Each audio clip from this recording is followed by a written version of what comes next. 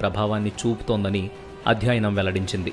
ఇలాంటి శబ్దాల వల్ల గుండెపోటు, బ్రెయిన్ స్ట్రోక్ మరియు రక్తం గడ్డకట్టడం వంటి ప్రమాదాలు జరగడానికి అవకాశాలు ఎక్కువ ఉంటాయి.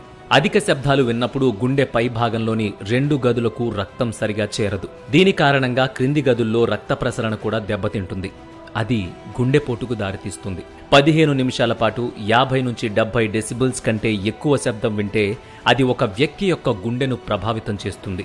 60 డెసిబుల్స్ కంటే ఎక్కువ సంగీతాన్ని వినడానికి అలవాటు పడితే వినికిడి శక్తి కూడా కోల్పోవచ్చు.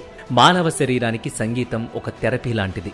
కానీ అదే సంగీతం పరిమితి దాటితే ప్రతికూల ప్రభావాన్ని చూపి గుండెలు ఆపేస్తోందట.